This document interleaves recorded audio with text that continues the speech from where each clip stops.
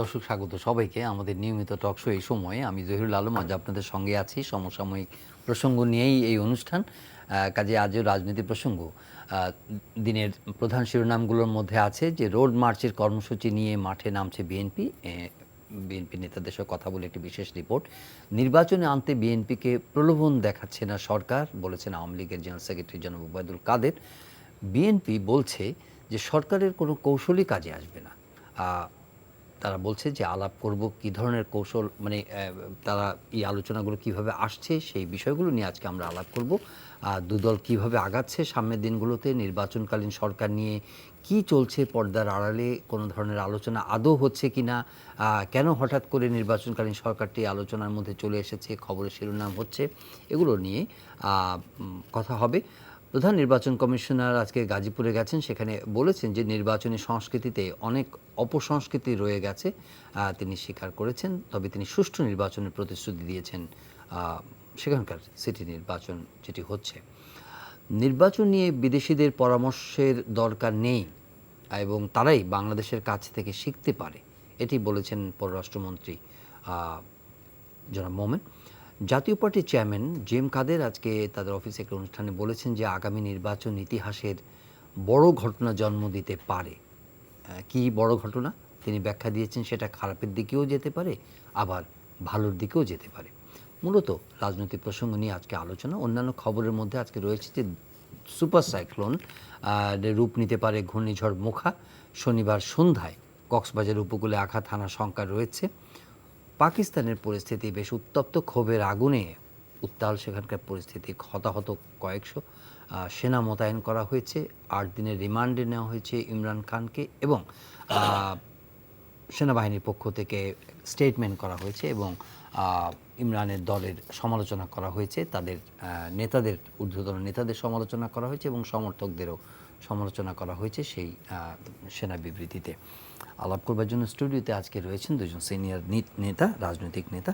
পরিচয় করিয়ে দিচ্ছি। রয়েছেন বিএনপি চেয়ারপারসন উপদেষ্টা জনাব শামসুজ্জামান দুদু, ভাইস চেয়ারম্যান। জি সরি, ওখানে জনাব ভাইস চেয়ারম্যান, দুঃখিত, জনাব শামসুজ্জামান দুদু এবং জনাব আহমদ হোসেন, সাংগঠনিক সম্পাদক আওয়ামী লীগ। স্বাগত আপনাকে। ধন্যবাদ। যেটি আলাপ করতে চেয়েছি শুরুতেই, যে একটা পর্দার আড়ালে কোনো আলোচনা হচ্ছে কিনা এই ধরনের স্পেকুলেশন চলে, কিন্তু সেরকম সুনির্দিষ্ট কিছু নেই। শুধুমাত্র আলোচনাটি এসেছে নির্বাচনকালে যদি বিএনপি নির্বাচনে রাজি হয় তাহলে সরকার কিছু ছাড় দিতে রাজি আছে, সে 2014 মডেলে। জনাব শামসুজ্জামান দুদু। জি, আপনাকে ধন্যবাদ। আমার সহ আলোচক আহমেদ হোসেন সাহেব, তাকে শুভেচ্ছা এবং যারা অনুষ্ঠান দেখছেন তাদেরকে শুভেচ্ছা, অভিনন্দন, ধন্যবাদ। অত্যন্ত গুরুত্বপূর্ণ প্রশ্ন। যদি বিএনপি রাজি হয়, তো এটা তো আমি বলবো 10 বছরের আগের একটা প্রসঙ্গ। যখন 10 বছর আগে এই কেয়ারটেকারের প্রসঙ্গ ছিল, আন্দোলন হচ্ছিল, যে ওই সময় প্রথম কেয়ারটেকারের বাইরে আওয়ামী লীগ বেরিয়ে 14 সালে, যেটা আপনি বললেন, তারা দলীয় সরকারের অধীনে নির্বাচনের কথা বলা শুরু করে এবং সেটা সাংবিধানিকভাবেই তারা আইন পাশ করে সেদিকে এগোচ্ছিল। কিন্তু আন্দোলনের তোড়ে অথবা আন্দোলনের একটা ভয়াবহ পরিস্থিতিতে সরকার প্রধান হিসাবে শেখ হাসিনা তখন বলেছিলেন, যদি বিএনপি বা অন্যান্য দলগুলো নির্বাচনে রাজি হয় তাহলে সুনির্দিষ্টভাবে তিনি বলেছিলেন বিরোধী দল হিসাবে বিএনপি সরকারে অংশগ্রহণ করতে পারে নির্বাচনকালীন সময়। অর্থাৎ এমনকি তিনি অর্থ মন্ত্রণালয়, স্বরাষ্ট্র মন্ত্রণালয়ের কথা যেটা বলেছেন, এটা সংবিধানের ছিল না। তিনি সংবিধান দেখিয়ে এই কেয়ারটেকার বাতিলের কথা বলছিলেন। আবার তিনি সংবিধানের বাইরে বেরিয়ে এসে একটা অন্য ধরনের সরকার গঠনের কথা তিনি বলছিলেন। অর্থাৎ আমার বিবেচনায় 10 বছর পরে এসে সেই একই সংবিধানের কথা বলছেন। আবার যদি রাজি হয় বিএনপি, তাহলে পরে সংবিধানের বাইরে গিয়ে তিনি একটি সরকার গঠন, মানে সংবিধানে অ্যাকোমোডেট করার সুযোগ আছে এরকম একটা ফর্মুলা? না, কোনো ফর্মুলা নাই। সেটি বিরোধী দলকে তিনি যদি মানে নির্বাচনকালীন না, সরকার পরিচালনার জন্য তিনি একটি জোট গঠন করতে পারেন, নির্বাচন পরিচালনার জন্য না।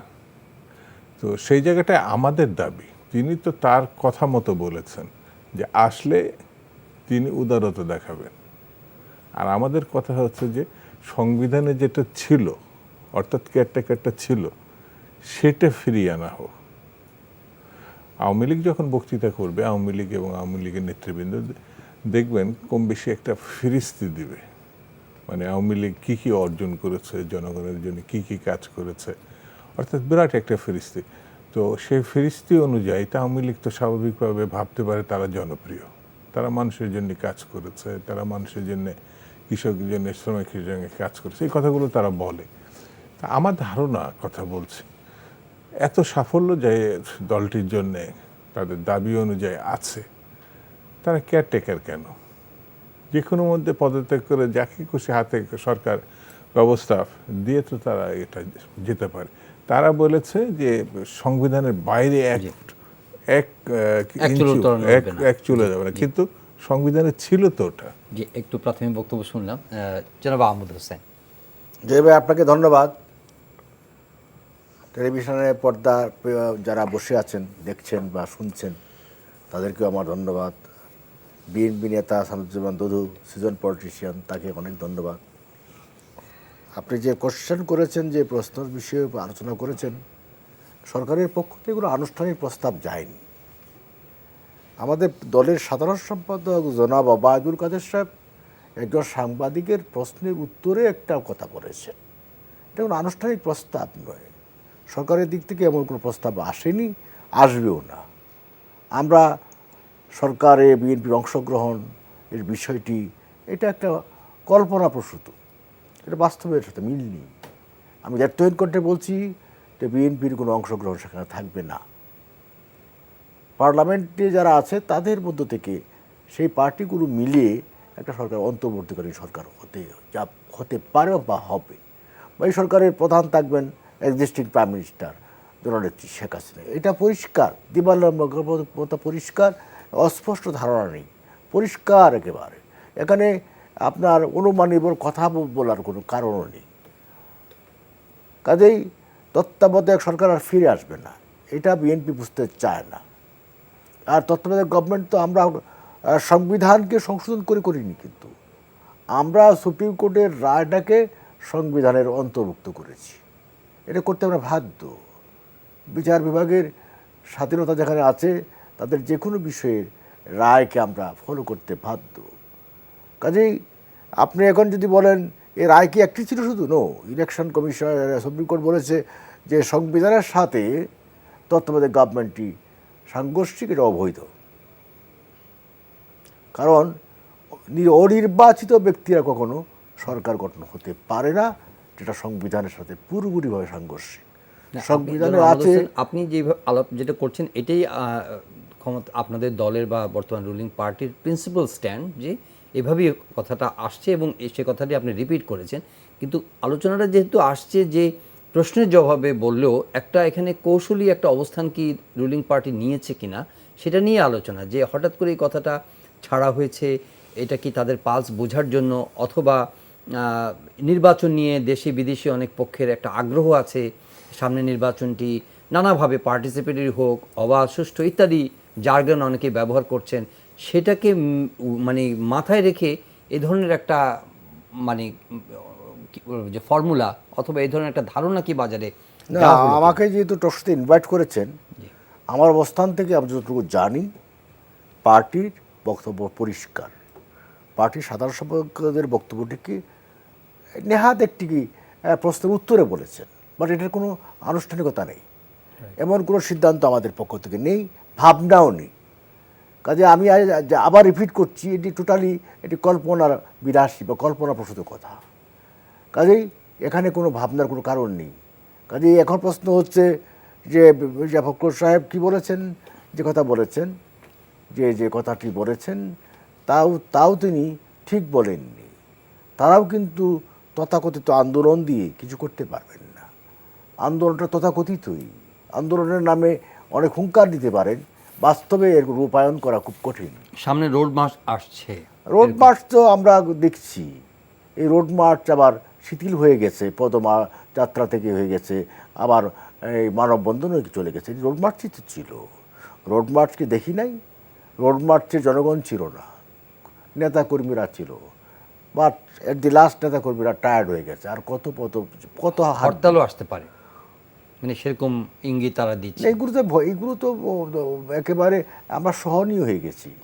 আমরা বিএনপির এই হরতালের নামে বোমাবাজি, হরতালের নামে মানুষ খুন করা, হরতালের নামে পেট্রোল বোমা মারা, হরতালের নামে গাড়িতে আগুন দেওয়া, হরতালের নামে রেল লাইন উপড়ে ফেলানো, হরতালের নামে সাপোর্টাস করা, নাশকতামূলক কাজ করা, এই সমস্ত কাজগুলো তো আমরা সয়েছি। আর 14 সাল দেখিনি?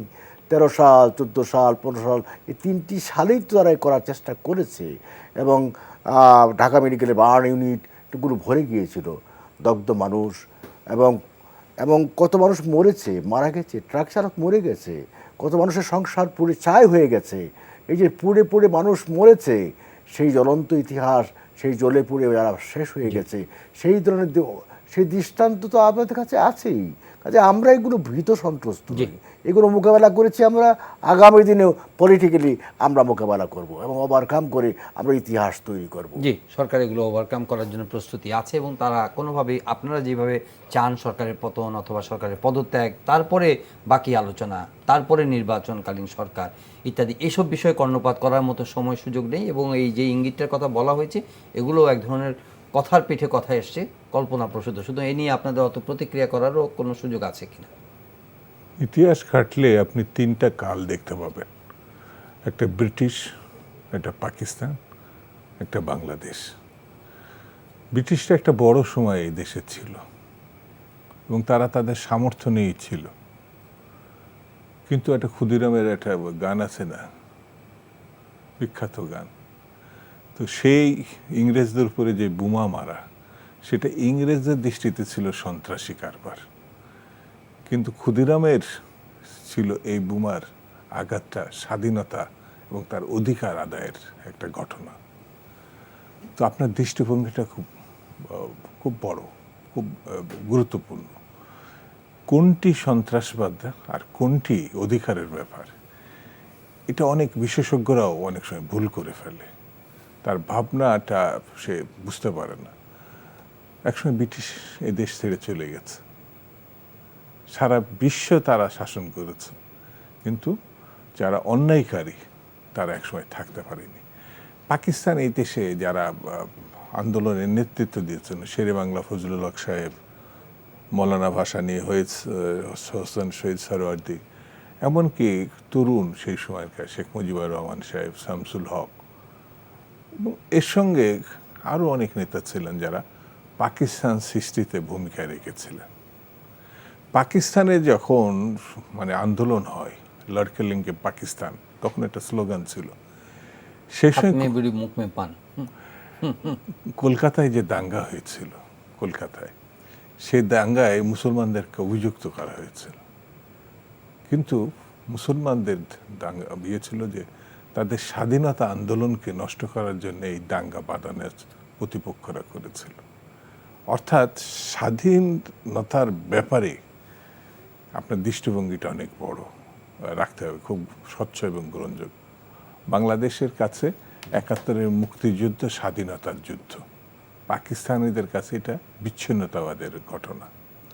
আওয়ামী লীগ 21 বছর স্বাধীন দেশ, এখন তো আমরা সেই পার্সপেক্টিভ নিয়ে যদি আপনি অ্যানালিসিস করেন, তাহলে তো আমি একটু অ্যানালিসিস করলে আর আপনার এই প্রশ্নটা করা লাগতো না। 21 বছর আওয়ামী লীগ ক্ষমতার বাইরে ছিল 75-এ 15 আগস্টের পরে। তখন তারা 21 বছর আন্দোলন করেছে রাস্তাঘাটে, এবং সে আন্দোলনের ধরনটা, সর্বশেষ কেয়ারটেকারে যে আন্দোলনের ধরনটা ছিল, সচিবকে আপনার দিগম্বর করে দেয়, মানে ভালো বাংলা বললাম, ন্যাংটা শব্দটা আমি ব্যবহার নাই বা করলাম, আওয়ামী লীগ এটা করেছে। শেরাটনের সামনে বাস ভর্তি, যাত্রী ভর্তি মানুষকে পুড়িয়ে মেরেছে ভয়ঙ্করভাবে। সেটা বা এইখানে আমি সন্ত্রাসবাদী নাই বা বললাম, কারণ আওয়ামী লীগের বন্ধুরা এটা কষ্ট পাবে, কারণ তাই এটা তাদের গণতান্ত্রিক কেয়ারটেকারের দাবি ছিল। তো এইরকমভাবে আমি বলতে পারি অনেক ঘটনার ইতিহাসের। তা আওয়ামী লীগ যখন এটা করে তখন এটা গণতান্ত্রিক আন্দোলন হয়, আওয়ামী লীগ যখন বাকশাল করে তখন এটা সমাজ পরিবর্তনের ঘটনা থাকে, সকল পত্রিকা যখন বন্ধ করে দেয় তখন একটা বিপ্লবের ঘটনা থাকে, সমস্ত আওয়ামী লীগ সমস্ত জিনিস বন্ধ করে দেওয়া হয়, বাতিল করে দেওয়া হয়, দলকে একদল সৃষ্টি করে, তখন এটা সমাজ বিপ্লব হয়। গণতন্ত্র তখন কোনো আঘাতগ্রস্ত হয় না। সেই জন্য আমি যেটা মনে করি যে পরিস্থিতির যে পরিবর্তনের সম্ভাবনা দেখা দেয় যখন, তখন ক্ষমতাসীনরা, আওয়ামী লীগের কথা নাই বা বললাম, ক্ষমতাসীনরা একটু চিন্তিত হয়, একটু উদ্ভ্রান্তের মধ্যে কাজ করে, কখনো কখনো সাংবাদিকদের উপর চাপিয়ে দেয়, অন্যের উপর চাপিয়ে দেয়, তাদের কথাগুলো স্থির থাকতে পারে না। ওবায়দুল কাদের তো কথার প্রেক্ষিতেই বলেছেন তারা আসলে তারা ঘোষণা করলে অবশ্যই আমরা আমাদের অবস্থান থেকে সরব। তার মানে বিএনপিকে ঘোষণা করতে হবে তারা ইলেকশনে আছেন, তাহলে অনেক ছাড় দেওয়া হবে। তো বিএনপি তো স্পষ্ট করেই বলেছে আমরা কেয়ারটেকারের বাইরে কোনো কিছু ভাবছি না। যেমন শামসুল, আপনি যেই কথাটি তুলেছিলেন যে বিএনপির সময় তারা যে আন্দোলনের হুমকি দিচ্ছে বা সেগুলো কী ধরনের আন্দোলন ছিল সেগুলো আপনারা দেখেছেন, এবং ওই প্রসঙ্গে উনি বললেন যে এগুলো পার্সপেক্টিভটা বিবেচনা করতে হবে। আপনারা যখন কেয়ারটেকার আন্দোলন করেছেন তখনও এই ধরনের কি বলবো যে ভায়োলেন্ট কর্মসূচি ছিল, এবং একইভাবে হয়তো বিএনপিরও কর্মসূচি ছিল। এগুলো হচ্ছে পলিটিক্যালি জাস্টিফাইড কিনা এটা উনি কিছুটা জাস্টিফাই করার চেষ্টা করছেন প্রেক্ষাপট বিবেচনা করে, যে রাজনৈতিক আন্দোলন অধিকারের আন্দোলন, তখন সেগুলো কখনো কখনো ভায়োলেন্ট হয়ে গেছে বা যেতে পারে না। এখানে যে বিষয় হচ্ছে সময়, একটা বিষয় আছে, টাইম ইজ এ ফ্যাক্টর। প্রেক্ষাপট আর প্রেক্ষিতে আর চিন্তা করতে হবে। ইট ইজ বাংলাদেশ, এটা 14 সালও নয়, কিন্তু এটা 23 সাল। 23 সালে কিন্তু আমাদের পজিশন আরও সংহত, আমরা আরও শক্তিশালী, এবং প্রধানমন্ত্রী শেখ হাসিনা আরও অভিজ্ঞ, তার লিডারশিপ আরও সুদৃঢ় আন্তর্জাতিকভাবে এবং ন্যাশনালি। কাজেই এই ক্ষেত্রে বিএনপিকে ভেবে দেখতে হবে তারা কী চাচ্ছে, কোথায় যেতে চায়, কোন পথে যেতে চায়। নির্বাচনের পথে না এসে যারা নির্বাচনের পথে আসবে না তাদের বিকল্প পথটা কী সেটা কিন্তু আমরা বুঝতে পারছি। বিকল্প পথটা হচ্ছে সন্ত্রাসের ডাইরে চলে যাওয়া, আবার জঙ্গি হামলার একটা পরিবেশ তৈরি করা, আবার জঙ্গিদেরকে ইনভাইট করা, উগ্রবাদকে ইনভাইট করা, সাম্প্রদায়িক অপশক্তিকে আরও লালন পালন করে তাদেরকে নামিয়ে দেওয়া, দিয়ে দেশটাকে একটা এনার্কিজম তৈরি করে একটা ঘোরাপাড়িতে মাছ শিকারের অপপ্রয়াসে লিপ্ত আছে, পরিষ্কার ধারণা।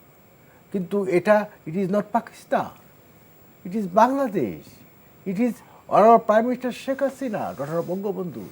তাদের এটা বোঝা উচিত। যিনি রক্তাক্ত পথে যাত্রা শুরু করেছেন, পিতার রক্তাক্ত পথে যাত্রা শুরু করেছেন, দেশে আসার পরে তিনি ঝুঁকি নিয়েছেন, বারবার মৃত্যুর মুখোমুখি দাঁড়িয়েছেন 19 বার। কাজেই তার জীবনের কোনো মায়া নেই। তিনি মনে করেন বঙ্গবন্ধু হত্যার পরে তার জীবনটাও এক্সটেন্ডেড, ওই সময় দেশে থাকলে তিনিও বেঁচে থাকতেন না, ছোটো বোন ছোটো আপা শেখ রানা বেঁচে থাকতেন না। অর্থাৎ দুজনেই মনে করেন আমাদের extended life for the cause of people, for the cause of Bangladesh, for the cause of democracy, for the cause of বঙ্গবন্ধুর ড্রিম। কাজে আমরা বঙ্গবন্ধুর ড্রিমটা কি, আমরা বলছি একটি কথা, মুক্তিযুদ্ধের ধারায় বাংলাদেশ ফিরে এসেছে। এখন এই বাংলাদেশ আজ কার বাংলাদেশ? জাতির পিতা বঙ্গবন্ধুর স্বপ্নের বাংলাদেশে দাঁড়িয়ে আছি। মুক্তিযোদ্ধারা তার জীবন দিয়েছে, স্বপ্নের বাংলাদেশ চেয়েছিল, সেই স্বপ্নের বাংলাদেশে দাঁড়িয়ে আছি। এই বাংলাদেশ মুক্তিযোদ্ধার বাংলাদেশ, মুক্তিযুদ্ধের বাংলাদেশ। জি, কিন্তু সরকার কি এটা রিয়েলাইজ করে বা এটা রেকগনাইজ করে যে উন্নয়ন সূচকে যতখানি সরকার তার পদচিহ্ন সুসংগত করতে পেরেছে, আদার ইন্ডেক্স যেগুলো একটা ডেমোক্রেটিক সোসাইটিতে বা হিউম্যান রাইটসের প্রসঙ্গে অথবা গভর্নেন্সের প্রসঙ্গে, সেটা কি যথাযথভাবে সেই ইন্ডেক্সগুলোতে কি খুব শক্ত অবস্থান সরকার? সেই ইন্ডেক্সগুলো তো আপনারা জানেন, আপনারা সাংবাদিকতা করেন, সেই ইন্ডেক্সগুলোতে ভালো অবস্থা না থাকলে আজকে ওয়ার্ল্ড ব্যাংক আমাকে কেন হেল্প করছে, কেন ঋণ দিচ্ছে, আপনার জাপান কেন দিচ্ছে, চুক্তি করছে, আজকে আপনার অন্যান্য দেশ বা সংস্থা যেগুলো আছে, হ্যাঁ, তারাও দিচ্ছে। তারা কি আর দিচ্ছে না? এমনকি ইন্টারন্যাশনাল মনিটারি ফান্ড, আন্তর্জাতিক তহবিল, আইএমএফও দিচ্ছে। আইএমএফের এমডি দেখা করেছে, তার উক্তিটা কী করেছে? সে বলেছে যে শেখ হাসিনার মতো এর যোগ্য নেতার বাংলাদেশে প্রয়োজন দেশের উন্নয়নের জন্য, সমৃদ্ধির জন্য। যে ওয়ার্ল্ড ব্যাংক আমার পদ্মা সেতুর ফান্ড উইথড্র করে নিয়ে গেল, সেই ওয়ার্ল্ড ব্যাংক আগেভাগেই তারা ঋণ দিয়ে দিয়েছে 4 বছরের জন্য, এবং আপনার 50 বছর পূর্তিতে তাকে ইনভাইট করেছে। এই বিষয়গুলো সেলিব্রেট করেছে, আমাদের সাথে বন্ধুত্বের সম্পর্কটা সেলিব্রেট করেছে, উন্নয়নের পার্টনারশিপ তারা। কাজেই উন্নয়ন আর গণতন্ত্র তো রিলেটেড। আর উন্নয়নের সাথে উন্নয়নকে যারা ধ্বংস করতে চায়, উন্নয়নকে যারা ধ্বংস করে গণতন্ত্র আনতে চায়, এটা কোন গণতন্ত্র? এটা হচ্ছে মার্শাল ডেমোক্রেসি। তারা কি আবার জিয়া রহমান আনতে চায়? জিয়া রহমান কি আবার জীবনে আসবে?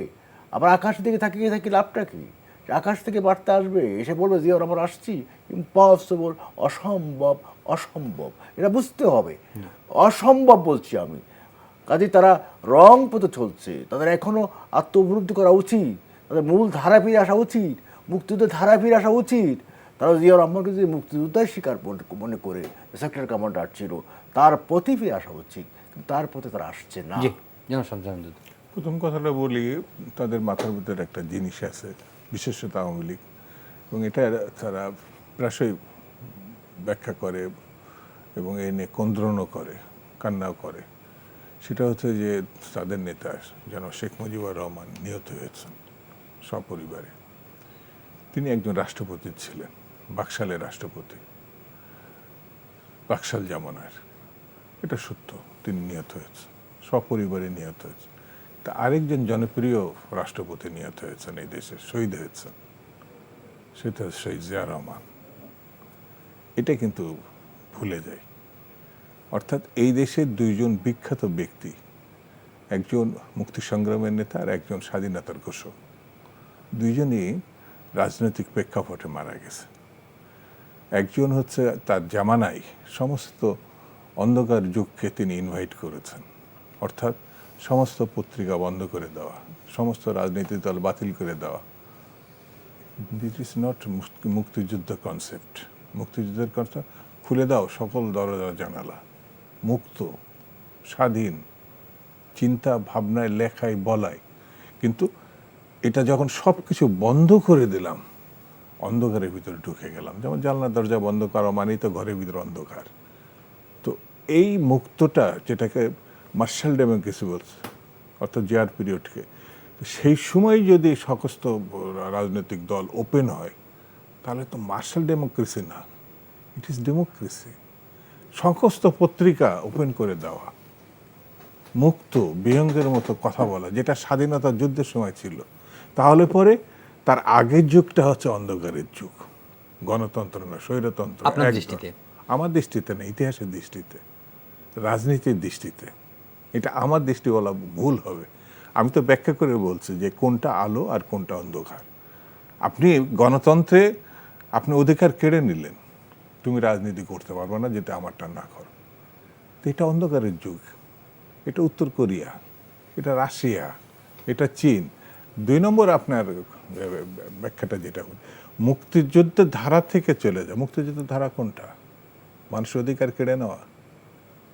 ওটা তো মুক্তিযুদ্ধের ধারা না, ওটা স্বৈরতান্ত্রিক ধারা, কর্তৃত্ববাদী রাজনীতির ধারা। এটা রাষ্ট্রবিজ্ঞানের যে কোনো ছাত্র এটা ধরতে পারবে, কিন্তু আওয়ামী লীগ ধরতে চাবে না। এটাই হচ্ছে দুঃখজনক। সেই জন্য আওয়ামী লীগের যে অর্জন, সে অর্জন, যেমন চীন প্রচুর পরিমাণে এখন আমেরিকার সঙ্গে তার অর্থনীতির সংঘাত তৈরি হচ্ছে, কিন্তু আমেরিকার রাজনৈতিক ধারা, যেটাকে আমরা গণতন্ত্রী বলি, চীনের ধারা কি সেই ধারার মধ্যে পড়ে? উত্তর কোরিয়া নিঃসন্দেহে আপনি সেই ধারাকে কোনোদিন গণতন্ত্র বলবে না। সেই জন্য আমি মনে করি, ব্যাখ্যা করে, যে এই সমস্ত দেশগুলোর থেকে আমার ধারাটা হচ্ছে মুক্তিযুদ্ধের ধারা, যেটা গণতান্ত্রিক ধারা, যেটা স্বাধীনতা ধারা, মানুষ অধিকারের ধারা। সেটা থেকে বিচ্যুতি ঘটেছে আমাদের। মানুষ একটা ভোট দিতে পারে না, দিনের ভোট রাত্রি হয়ে যায়, এবং এটা মানে জাপানের মতো একটা রাষ্ট্রদূত, এটা ভাবা যায় না, সে প্রকাশ্যে এটা নিয়ে মন্তব্য করে। আমি আবার সেই একই জাপানি রাষ্ট্রদূত এখন যিনি আসছেন, তিনি বলছেন যে দেশের অভ্যন্তরীণ ব্যাপারে তাদের কোনো তিনি মন্তব্য নেই? বলেননি যে আমার ওই যে আগের রাষ্ট্রদূত বলেছিলেন এটা রাত্রির ভোট হয়েছে, এটা দুঃখজনক বলা, এটা ঠিক হয়নি, এটা আমি প্রত্যাহার করছি, এই কথা কিন্তু তিনি বলেননি। জাপান সরকারও এটা প্রেস নোট করে নাই যে উনি এটা বললেন কেন। এটা তিনি বলে মানে আমি খুব মানে লক্ষ্য করছি যে এই কথাটা প্রত্যাহারের পরে কি আমাদের প্রাইম মিনিস্টার সেই দেশে গেছেন, না এই কথা থাকা অবস্থায় তিনি গিয়েছেন, আমি কোনো জায়গায় পাইনি। তো সেই জন্য আমার কাছে মনে হয় যে আমরা বিশ্বব্যাংক একটা প্রেস রিলিজ দেখেছেন যে তারা বলেছিল এখানে দুর্নীতি হয়েছে, তারা কোনো প্রেস রিলিজ দিয়ে বলছে না আমরা আগে যে প্রেস রিলিজ দিয়েছিলাম এটা ভুল। তারা বলবে কানাডায় বিচার হয়েছে, কানাডা তো বিশ্বব্যাংক না, বিশ্বব্যাংক তো আমেরিকায়। সেই জন্য আমার কাছে মনে হয় যে আওয়ামী লীগ যেটা বলে, আমি অনেক টকশোতে বলেছি, সেটা রূপকথা, যেটা বাস্তবতার সঙ্গে কোনো মিল নাই। কিন্তু আওয়ামী লীগ তো রূপকথা হলো, তো তারা তো একটা দীর্ঘ সময় দেশ শাসন করছে। রাশিয়ায় যেমন পুতিন করছে, উত্তর কোরিয়ায় করছে, আপনার চীনে করছে দীর্ঘদিন। মানে কি চীন তো একেবারে 50-60 বছর 70 বছর না, কিন্তু উনি বলেছে যে ইকোনমিক ইন্ডেক্সে এটা মুক্তির জন্য প্ল্যাটফর্মে এটা বাংলাদেশের কোনো রকম ইন্ডেক্সে গণতন্ত্রে আপনি গণতন্ত্রের ধারা যায় না। 16 টাকা সর্বশেষ চাল ছিল হচ্ছে খালেদা জিয়ার আমলে, যখন উনি শাসনে সর্বশেষ। আর সেই সময় আমাদের প্রাইম মিনিস্টার খালি একটা ইন্ডেক্স দেখায় আপনার 10 টাকা সে চাল খাওয়াবেন। এখন কত 60 থেকে 70 টাকা ইন্ডেক্স। কোথায় ইন্ডেক্স আপনি 80 টাকা সে কেজি। আপনার চিনি হচ্ছে 140 টাকা, সরকারই বাড়াইছে। বিএনপির সময় চিনির মূল্যই ছিল 20 টাকা, আর এখন একদিনে বাড়াইছে 16 টাকা। শামসুর রহমান দুদু বলছিলেন যে আপনারা যে উন্নয়নের গল্প বলছেন সেগুলো আসলে মানে জনগণের কোনো স্বস্তি তো আনেনি, বরঞ্চ আরও কষ্টের কারণ হয়েছে। অন্যান্য সূচকের প্রসঙ্গও বলেছে যে সেখানে আসলে মানে লক্ষণীয় দৃষ্টিগ্রাহ্য কোনো অগ্রগতি আপনারা আনতে পারেননি। না, জনাব শামসুজ্জামান দুদু সাহেব ছাত্র রাজনীতিকে জন্ম নিয়েছেন, পুরখাওয়া রাজনীতিবিদ, হাইব্রিড না। তার বক্তব্যের মধ্যে আছে, তিনি বলেছেন সূর্য সেন ছিল ব্রিটিশদের কাছে সন্ত্রাসী, আবার জনগণের কাছে বিপ্লবী। কাজেই আমাদের কাছে যেটা উন্নয়ন, বিএনপির কাছে এটা উন্নয়ন না। আমাদের কাছে যেটা রাজনীতি গণতন্ত্র, বিএনপির কাছে এটা গণতন্ত্র না। আমাদের কাছে যেটা রাজনৈতিক চেতনা, মুক্তিযুদ্ধের ভাবনা, সেটা তাদের কাছে সেটা ভাবনা নয়। আমাদের কাছে হলো মুক্তিযোদ্ধাদের সপক্ষে কথা বলা, মুক্তিযুদ্ধের ভাবনা নিয়ে চলা, বঙ্গবন্ধুর আদর্শ নিয়ে চলা, 71-এর 30 লক্ষ মানুষের আত্মত্যাগের পথে চলা। আর বিএনপির পথ চলা হলো রাজাকার আলবদর জামাতের পথ দিয়ে চলা, এবং রাজাকার আলবদর জামাতের সাথে বন্ধুত্ব স্থাপন করে আবার মৌলবাদের পথে যাওয়া, সাম্প্রদায়িক রাজনীতির সপক্ষে পদযাত্রা শুরু করা। মানে এটা কোন পরিষ্কার মৌলবাদের পরাজয় হয়েছে, সাম্প্রদায়িক রাজনীতি বিনাশ হয়েছে, বাংলাদেশে আর মৌলবাদ সাম্প্রদায়িক রাজনীতি উত্থান হবে না। আমরা সেই জায়গায় দাঁড়িয়ে আছি, আমরা ফাইট করব, রাজনৈতিকভাবে লড়াই আছি। সে 71 যেমন জিতেছিলাম, এই লড়াইও আমরা জিতব, এটা পরিষ্কার বক্তব্য। নির্বাচন হচ্ছে পরিমাপক যন্ত্র, আপনার পপুলারিটির একমাত্র পরিমাপক যন্ত্র হচ্ছে ইলেকশন। আর তথাকথিত সেই ইলেকশনে যদি বিএনপি না আসে তাহলে কি ফোর্সি করেন আপনারা? আবার একটা না এসে তো হাইপোথেটিক্যাল কোশ্চেন। বিএনপি করে বলছে আসবে না, বা শেষ বেলায় গিয়ে লাস্ট ওভারের শেষ বলে গিয়ে যখন চলে আসবে তখন কি বলবেন? তখন তো হয়ে যেতে পারে যে আসবে। যখন দেখবে কিছুই পারলাম না, সব জায়গায় ব্যর্থ হলাম, বললাম গণ অভ্যুত্থান করতে, জনগণ আসছে না, আমরা কি করব, আর কত হাঁটবো, কোনো প্রোগ্রামই তো সফল করতে পারছে না। শোনেন, আপনার success brings many friends but failure none. Survival of the fittest. BNP survive করতে পারবে না, পারছে না। এই যে দেখলেন না, লং মার্চ বলেন, আপনার পদযাত্রা বলেন, সবই তো ফেল, ব্যর্থ। জনগণ নাই। জনগণ বলছে তোমাদেরও দেখেছি, তোমাদেরও চিনেছি, তোমরা কীরকম দুঃশাসন সৃষ্টি করেছিলে, জঙ্গিবাদকে ইনভাইট করেছো, বাংলা বাইকে সৃষ্টি করেছো, শেখ আব্দুর রহমানকে সৃষ্টি করেছো, উগ্রবাদকে এনেছো, 21শে আগস্ট শেখ হাসিনাকে হত্যার চেষ্টা করেছো, আওয়ামী লীগের নেতাদেরকে খুন করেছো, ৭৫ বঙ্গবন্ধুকে হত্যার মধ্য দিয়ে তোমাদের জন্ম হয়েছে, তোমরা বঙ্গবন্ধু হত্যার যাতে বিচার না হয় আইন তৈরি করেছো। কাজেই খুনিদেরকে আবার তোমাদের পার্লামেন্টে খুনি রশিদকে তোমরা এমপি করে তোমরা অপোজিশন লিডার বানিয়েছো। আবার খুনি রশিদরা আসবে, খুনি ডালিমরা আসবে, তারা এসে আবার ক্ষমতায় আসবে, আবার পার্লামেন্টে যাবে, আর আমরা চেয়ে চেয়ে দেখব ওই রাজনীতি বাংলাদেশে আসবে না। আমরা পরিষ্কার ভাষায় বলছি, দায়িত্বহীন কণ্ঠে বলছি, উই আর ইন স্ট্যান্ড, আমাদের স্ট্যান্ড পরিষ্কার, পরিষ্কার স্ট্যান্ড। এখনও বলছি বিএনপি শুধরানোর সময় এখনও আছে, শুধরাতে পারে ভালো, শুধরাতে না পারলে ইতিহাসের সেই অন্ধকার যুগে চলে যাবে। বিএনপি আওয়ামী লীগ শুধরানোর এখনো সুযোগ আছে। আওয়ামী লীগ যখন বিএনপিকে সমালোচনা করে তাহলে বুঝবেন যে আওয়ামী লীগ বিএনপি সঠিক পথে আছে। বিএনপিকে যখন আওয়ামী লীগ প্রশংসা করবে তখন সামথিং রং। এখন তারা যে সমালোচনা করছে না, যে এই আন্দোলন, এই পথ, এই শুধরানো, আপনি যেটা বললেন, এটা তো আওয়ামী লীগের কাজ না। বরঞ্চ বিএনপি ভুল করলে তাদের পোয়া বড় হওয়ার কথা, অর্থাৎ তাদের ভবিষ্যৎ উজ্জ্বল। তো বিএনপি নিয়ে তারা এত চিন্তিত কেন? আওয়ামী লীগ নেতা আওয়ামী লীগ এত চিন্তিত কেন বিএনপিকে নিয়ে? চিন্তিত কারণ তারা বুঝতে পারছে তাদের শব্দ উচ্চারণ, শব্দ নির্বাচন, বলার ভঙ্গি, বডি ল্যাঙ্গুয়েজ, তা বুঝবেন। আপনি একটু লক্ষণীয়ভাবে দেখবেন যে সময় শেষ হয়ে গেছে। আপনাকে বলি না যে তারা বুঝতে পারছে যে একটা ইলেকশন হবে এই বছরের শেষে বা আগামী বছর প্রথমে, সাংবিধানিকভাবে যেটা হবে।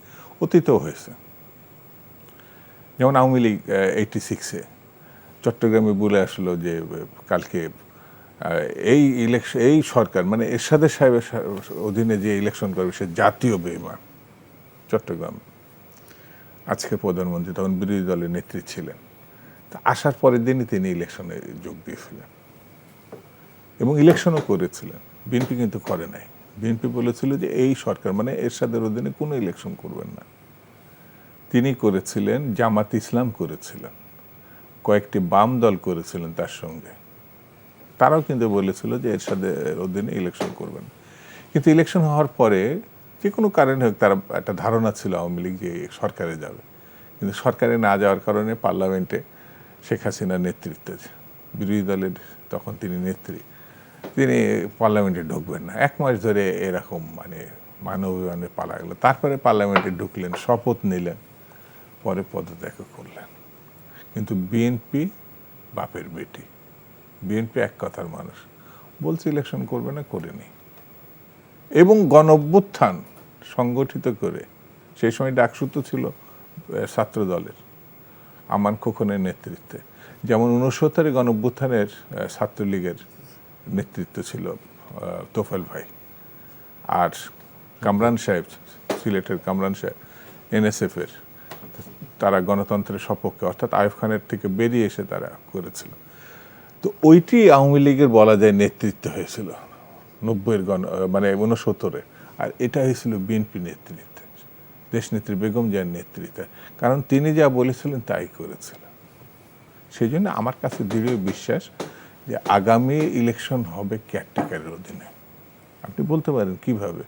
ওই যে একদিনেই তো অনেক কিছু পরিবর্তন হয়ে যায়। আইয়ুব খানের পতন হয়েছিল কি একেবারে মাসের পর মাস করে, নাকি 7 দিনের ভিতরে, যা উন্নয়ন দশক তিনি পালন করছেন। প্রশ্নটা আসে যে বিএনপি সামর্থ্য নিয়ে যে সিরিজ অফ ইলেকশনস হয়ে গেল, এরশাদ তো বিদায় করছে বিএনপি, 8, 14, 18, এরশাদ তো সামর্থ্য কি? এরশাদকে বিদায় করেছে তো বিএনপি, ছাত্র দল। সেটা আপনি ক্লেম করছেন। না, ক্লেম করার গণগণ ডাকসু তো ছিল ছাত্র দলের, এটা ক্লেমের ব্যাপার না তো, এটা আপনাকে বুঝতে হবে। আওয়ামী লীগ বলেছিল না গণঅভ্যুত্থান, বিএনপি ইলেকশন করলে 10টা সিটের বেশি পাবে না। আওয়ামী লীগ তোফায়েল সাহেব বলেনি, কিন্তু অন্য কোনো নেতা বলেনি। আজকের প্রধানমন্ত্রী তৎকালীন বিরোধী দলের নেতা কলকাতা এয়ারপোর্টে তিনি সাংবাদিকদের প্রশ্ন জবাবে বলছিলেন 10টা সিট পাবে, খুব বেশি হলে। কি হয়েছিল? এমনকি ইলেকশনের আগে পত্রিকায় বেরিয়েছিল কে প্রধানমন্ত্রী, কে স্বরাষ্ট্রমন্ত্রী, কে আইনমন্ত্রী, মানে আওয়ামী লীগ ক্ষমতা আসলে হবে। ও মা, ইলেকশনের পরে তো চুপসিয়ে গেল। সেই জন্যে আওয়ামী লীগ যা বলে কাজ সে করে না ওইটা, আর যা করে সে কখনো সেটা বলে না। আওয়ামী লীগ কি একটু দুশ্চিন্তাগ্রস্ত? মানে আপনারা যখন বলার ভঙ্গিতে বলছেন যে তারা না আসলে কিছুই আসবে না, আবার ভেতরে ভেতরে এখন যখন এই কথাগুলো আলোচনা হচ্ছে যে যদি আসে তাহলে এই অপরাধ দিব। আমার কথাবার্তায় কি আপনার সেরকম মনে পেয়েছে? না, আমি সামগ্রিকভাবে বলছি, আপনাকে ইঙ্গিত করে বলি। না, আমার পার্টি কি দুশ্চিন্তাগ্রস্ত মনে হচ্ছে আপনাকে? প্রধানমন্ত্রী শেখ হাসিনা যখন ওয়াশিংটনে গেলেন, সেখানে বিএনপি জামাতের যখন বিক্ষোভ করেছে, তখন তিনি কি দুশ্চিন্তাগ্রস্ত ছিলেন? না তিনি বলেছেন ও তারা কি চাচ্ছে, ওদেরকে 4 জন বা 5 জনকে নিয়ে আসো, কথা বলবো? তিনি কি দুশ্চিন্তাগ্রস্ত ছিলেন?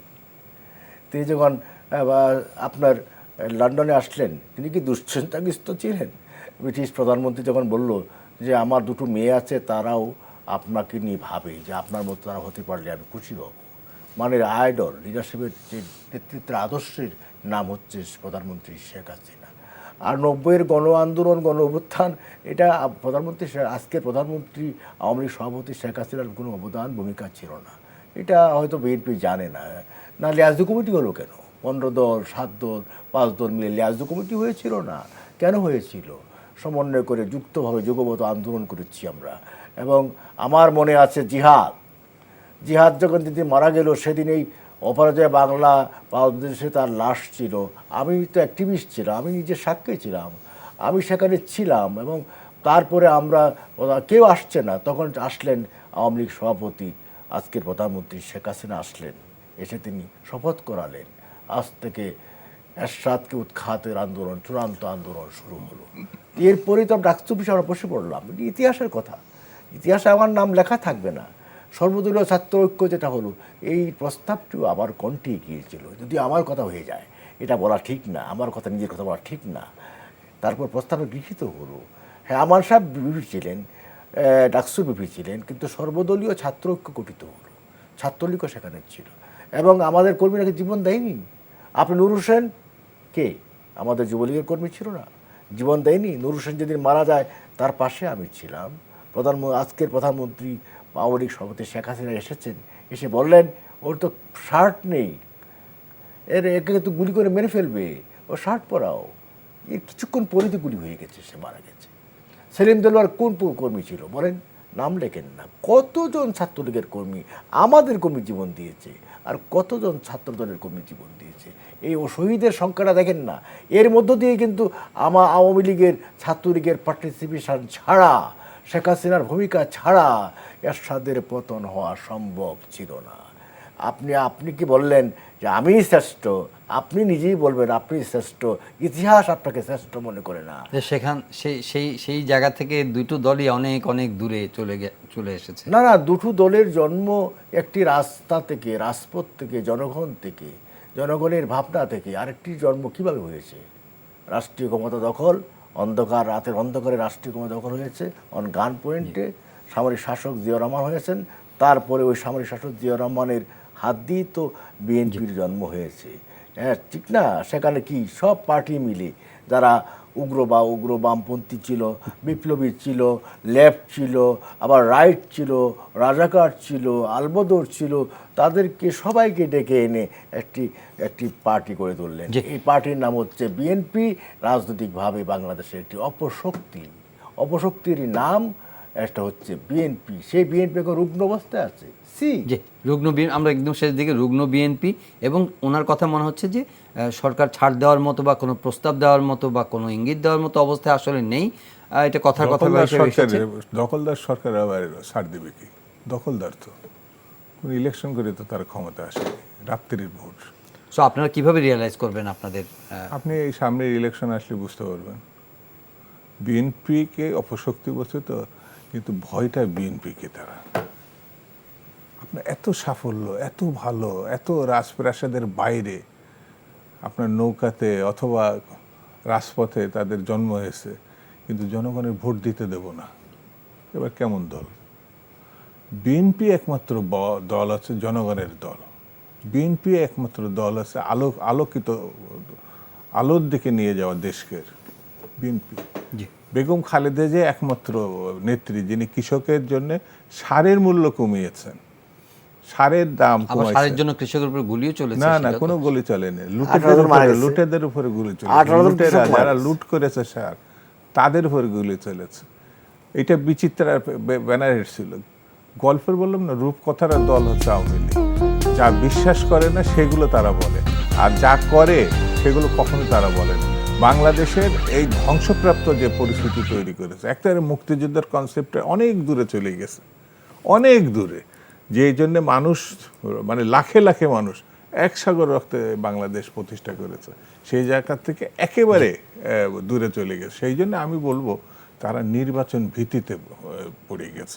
একটা স্বচ্ছ নির্বাচন করার যোগ্যতা আওয়ামী লীগের নেই। এটা 52 বছরে সর্বশেষ এই একটা সারা বিশ্ব ঘুরে বেড়াচ্ছে, সবার ধরে বেড়াচ্ছে যে আমাকে একটা নির্বাচন করতে দেন, যেটা আজকে দেখেন পররাষ্ট্রমন্ত্রী বলেছে কেউ মানুক আর না মানুষ ইলেকশন আমি করব। এটার বিষয়ে যদি একদমই শেষ আমরা 1 মিনিটের মধ্যে, যে পররাষ্ট্রমন্ত্রী বলেছেন যে এই বিদেশিদের এত পরামর্শ দেওয়ার দরকার নেই, তারাই বাংলাদেশের কাছ থেকে শিখতে পারে। আমার দেশের রাজনীতি তো আমরাই ঠিক করব। আমার দেশের রাজনীতি বিদেশিরা ঠিক করে দিবে? এমনকি আমেরিকার ফরেন ডিপার্টমেন্ট থেকে মুখপাত্র বলেছে আমরা বাংলাদেশের রাজনীতির ব্যাপারে আভ্যন্তরীণ ব্যাপারে হস্তক্ষেপ করব না। কি good, it's a good message.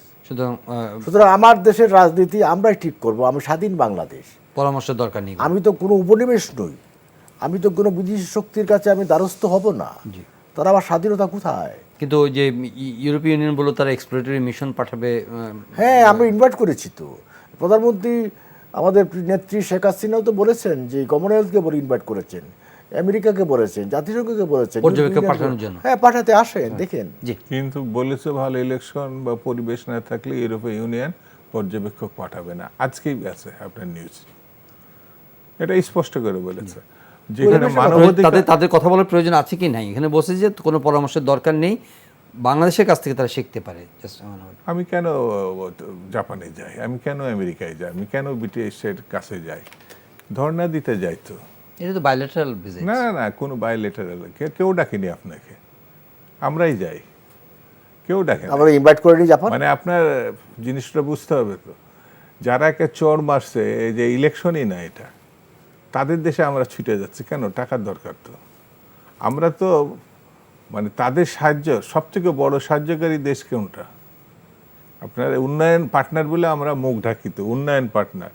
আপনার বিশ্ব ব্যাংকের আমরা লোন নিতে যাচ্ছি তো, আমরা বিশ্ব ব্যাংকের লোন দিতে যাচ্ছি না। এটা কিন্তু আমাদেরই ব্যাংক। হ্যাঁ, বিশ্ব ব্যাংকের মেম্বার কান্ট্রি। তারা আমাদের চোর বললে পরেও আবার যাচ্ছে সেখানে। তারা কিন্তু প্রত্যাহার করেনি, না তোমরা ভালো, চিঠিতে লেখে নাই, সেই যে আমাদের চোর বলছে তারা। পার্টনারশিপ লাগবে, না না, ছাড়া চলবে না। প্রশ্নটা আমার কাছে হচ্ছে সারা বিশ্ব আপনি কি বিচ্ছিন্ন যাবে, ওর দরকার নেই, ওর দরকার নেই, এর দরকার নেই, এই সব কথা বলে কোনো লাভ আছে নাকি? তারা জানে যে গুড় গুড় ফুটফুট কি মনের মধ্যে হচ্ছে। আপনি 2-3 মাস অপেক্ষা করেন, তাহলে দেখতে পাবেন। একদম শেষ কমে। আমরা নির্বাচনী প্রস্তুতিতে শেষ পর্যায়ে চলে আসছি, আর তো কদিন সময়। আমরা এখন পার্টি দলীয়ভাবে আমরা সংগঠিত হয়ে আছি, পাবলিকলি আপনাদের গণসংযোগ শুরু হয়ে গেছে। এই আপনার মেয়র ইলেকশনগুলোর মধ্য দিয়ে নির্বাচনী হাওয়া তৈরি হবে। এই হাওয়া থেকেই জাতীয় নির্বাচনের হাওয়া তৈরি হবে। নির্বাচন হবে সংবিধানের আলোকে, সংবিধানের ভিত্তিতে, বিএনপির এজেন্ডার ভিত্তিতে হবে না। ধন্যবাদ জনাব মাহমুদ হোসেন, ধন্যবাদ জনাব শামসুল আহমদ দুদু, আপনাদের দুজনকেই এই রাতে সরাসরি এই আয়োজনে কথা বলার জন্য। প্রিয় দর্শক, আজকের আলোচনা এখানে শেষ করছি। দেখা হবে আবারও পরের অনুষ্ঠানে। চাইলে আপনার অনলাইনে অনুষ্ঠানটি দেখতে পারেন, ভিজিট করুন ntvbd.com। এছাড়া ইউটিউব ভেরিফাইড ফেসবুক পেজে আমাদের জনপ্রিয় অনুষ্ঠান খবরের আপডেট আপনারা চাইলে জেনে নিতে পারেন।